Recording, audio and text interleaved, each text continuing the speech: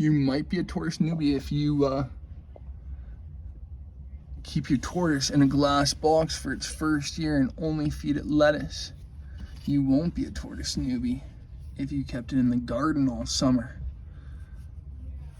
and fed it natural weeds, plants, flowers, and just kind of always had some ribgrass plantain on hand for them to nibble and keep that beak trim. You might be a tortoise newbie if you don't know what cuttlefish bone is.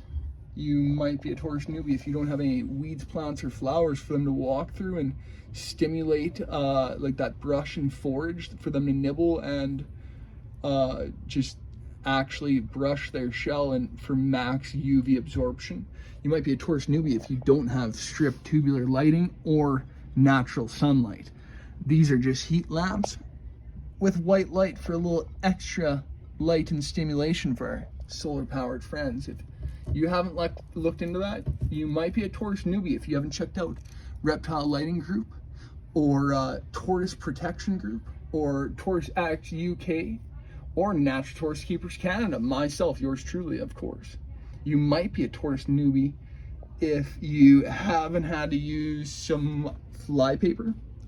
You might be a tortoise newbie if you don't offer a high calcium diet or with a little bit of vitamin D along the ways.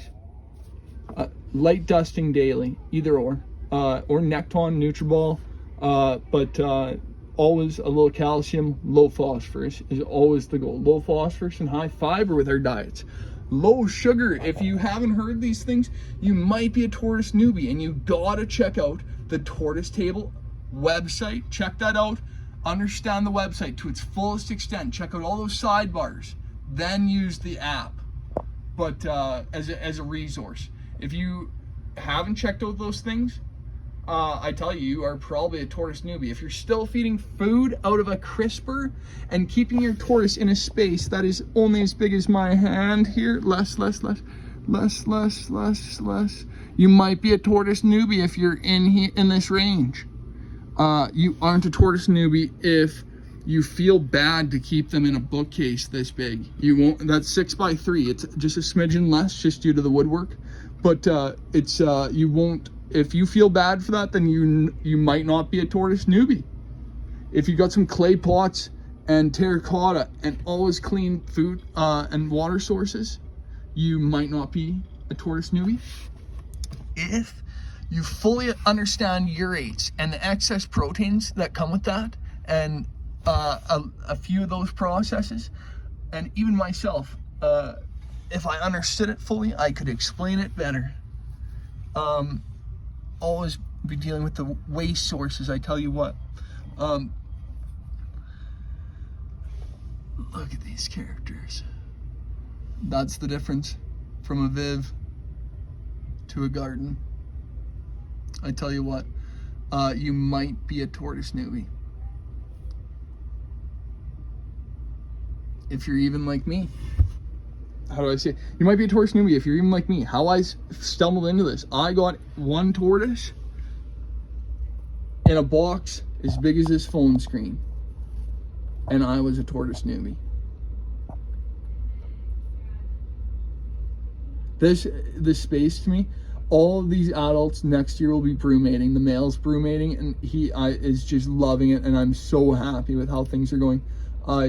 I cannot say enough. If you have an adult tortoise that you've had for longer than a year, I strongly recommend brewmating, as that keeps them in the garden all summer long and then not cooped up in this environment, because in my opinion, this isn't enough space for an adult Herman's tortoise.